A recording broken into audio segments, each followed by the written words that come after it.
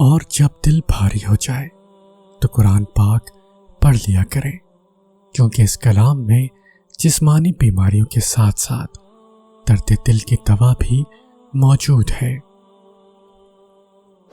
اپنی تکلیف کو دیکھو، اگر اس تکلیف میں تم اپنے رب کے قریب ہو گئے تو تمہیں انعام ملنے والا ہے۔ آگے بڑھنے کے لیے مشکلات سے لڑنا پڑتا ہے، ان کو دیکھنا پڑتا ہے۔ رونے دھونے کی بجائے کبھی یہ سوچ کر دیکھو کہ اللہ آپ کو کس چیز کے لیے تیار کر رہا ہے۔ اس دی ہوئی تکلیف کے ذریعے اگر تم دیکھو تو تمہاری دنیا بدل جائے گی اور آخرت سنور جائے گی۔ ہر چیز وقتی ہے۔ نہیں یقین تو ایک کام کرو، اپنے ایک ایسے دکھ کو یاد کرو جو تم سے برداشت نہیں ہوا تھا۔ اب اگر اس چیز کو اب سوچو گے تو وہ پہلے جیسی تکلیف نہیں رہے گی۔ ایسا بھی نہیں کہ بھول جاؤ گے، لیکن تھوڑا سا درد محسوس ہوگا چند سیکنڈ کے لیے، یعنی وہ چیز وقتی تھی۔ تو اپنی اس تکلیف کا فائدہ اٹھاؤ تو صحیح، بڑا لطف آئے گا رب سے باتیں کرنے میں۔ دوست یارانے سب بھول جاؤ گے، بس اپنی خود کی بنائی ہوئی دنیا میں مست رہو۔ اللہ پاک کی رضا کے بغیر درخت کا ایک پتا بھی نہیں ہل سکتا۔ تمہاری زندگی میں جو کچھ چل رہا ہے وہ صرف اس کی رضا ہے۔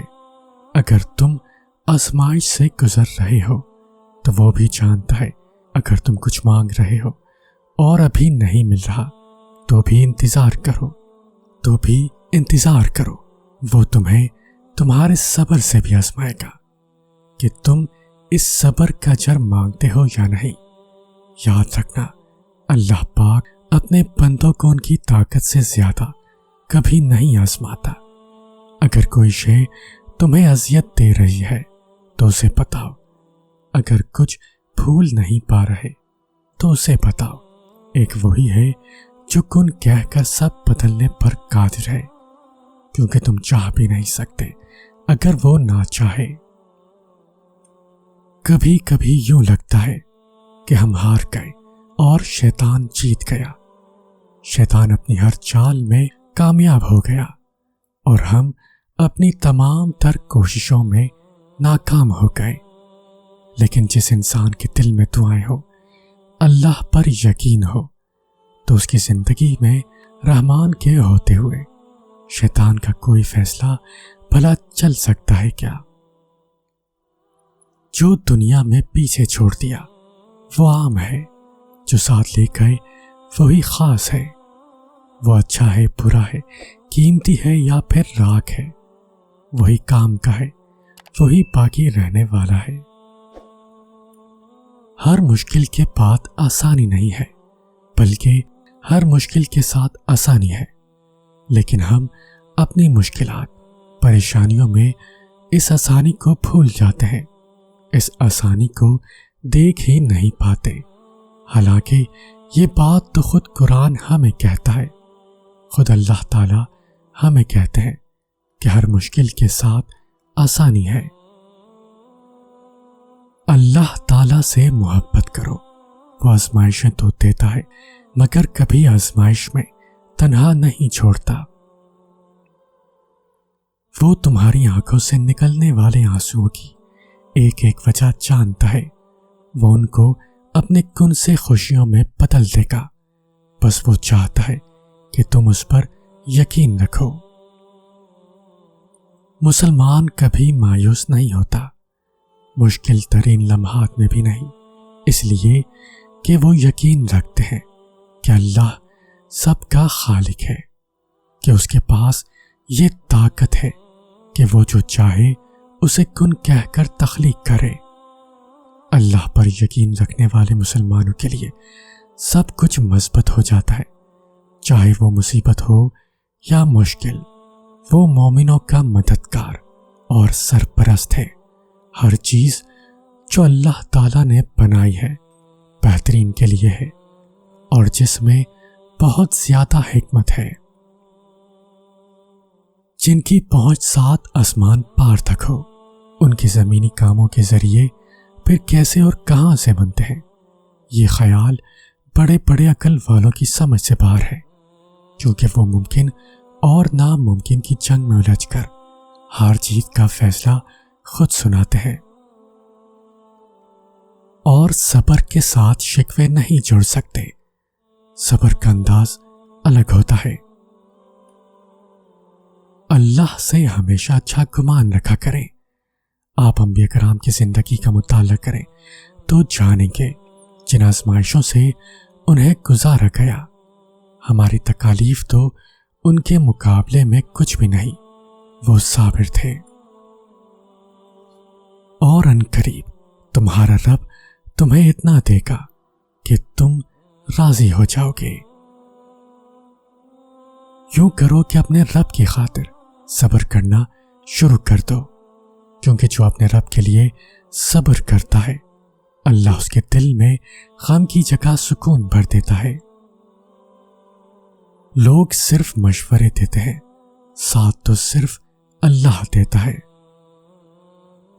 اگر عبادت کرنے کے بعد بھی تم پر مشکلیں آ رہی ہیں تو اللہ کا شکر ادا کرو، کیونکہ اس نے تمہیں پسند کر لیا۔ کیوں پریشان ہوتے ہو؟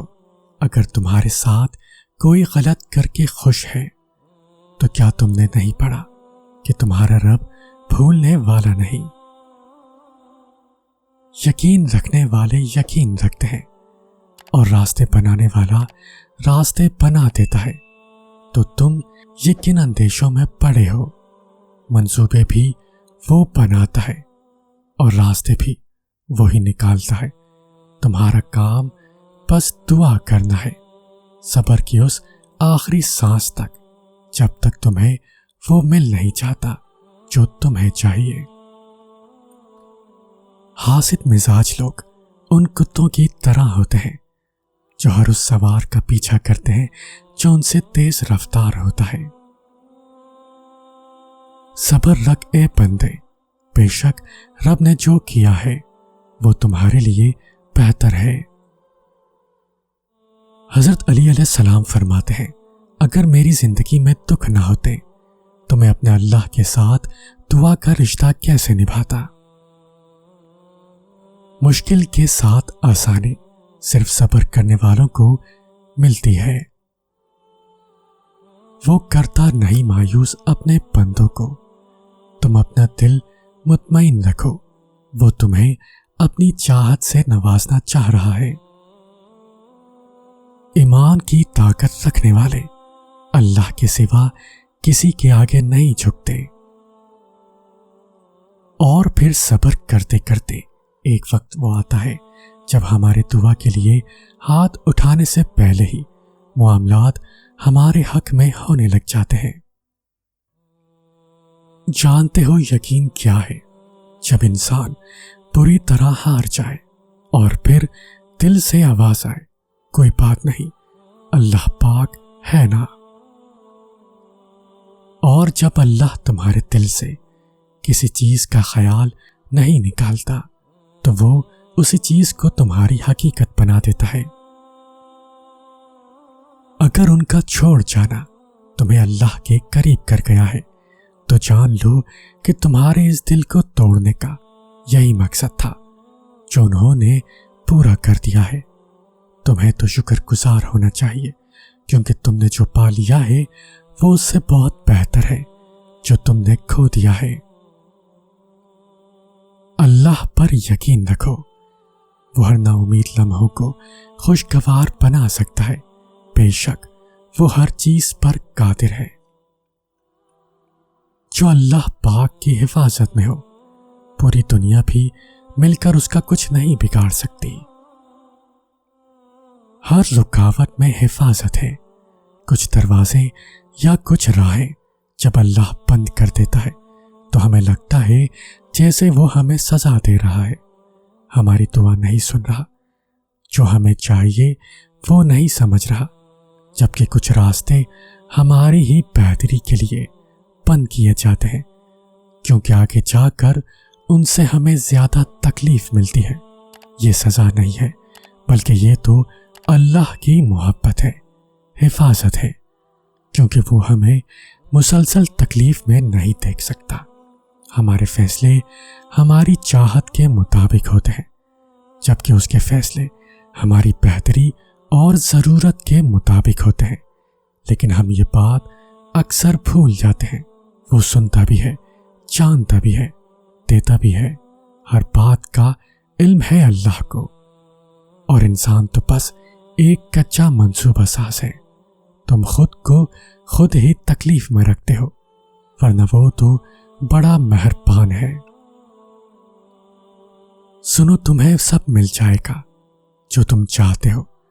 تمہارا تہجد میں اللہ کے سامنے گڑ گڑانا کبھی ضائع نہیں جائے گا۔ اللہ تو ہر دعا پوری کرتے ہیں، اور جو تہجد میں مانگی جائے اس دعا کا مقام ہی بہت ہے۔ مایوس نہ ہوا کرو، اللہ تمہیں بہت قریب سے دیکھ رہا ہے۔ وہ جانتا ہے کون سی اذیت تمہیں توڑ رہی ہے۔ یقین جانو، یہ تمہیں جوڑا جا رہا ہے۔ اللہ تمہاری دعا، تمہاری چاہت جلد ہی تمہیں لوٹا دیں گے۔